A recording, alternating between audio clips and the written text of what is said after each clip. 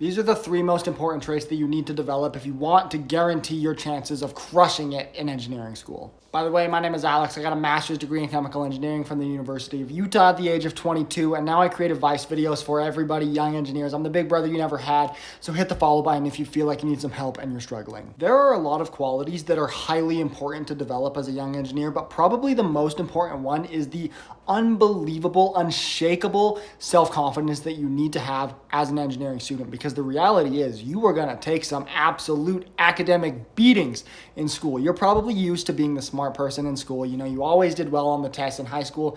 You were always kind of in that top 10, 5, maybe even 1% of students in your high school.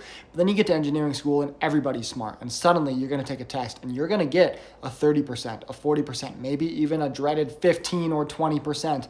When you do, you need to have so much self-confidence. You need to have so much belief that you're going to be able to continue to crush it in engineering school, that you can lick your wounds, you can pick yourself back up and just get right back on the horse, because if you let that thing drag you down, you will not make it through engineering school. Next, you need to become incredibly resourceful. You need to become extremely good at figuring out weird, awkward, unconventional ways to arrive to whatever the answer is that you're trying to figure out. This could be for homework, this could be throughout a test, this could be for solving any problem in your life. The reality is, engineers, we know a lot, right? We go through all these technical classes, we understand all the ins and outs of integrals and calculus and PDEs and kinematics and thermodynamics and all these different things.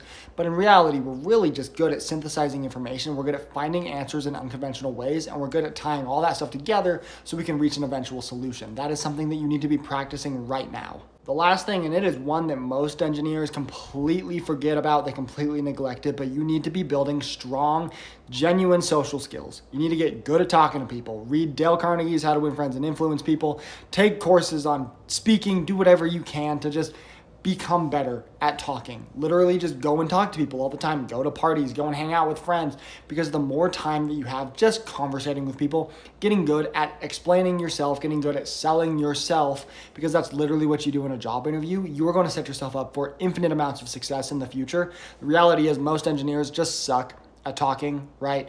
They're just not good at conveying their points. I'm sorry to be that guy. I'm sorry to be that one to say that, but that's just the truth. So if you can really get good at just talking, conveying a message, being good in conversations, being good at telling stories, being just developing the gift of gab, you will set yourself up for success as an engineer. I guarantee it, because that is such a skill, or that is a skill that is so rare and so just unique amongst engineers. So make sure you're developing that.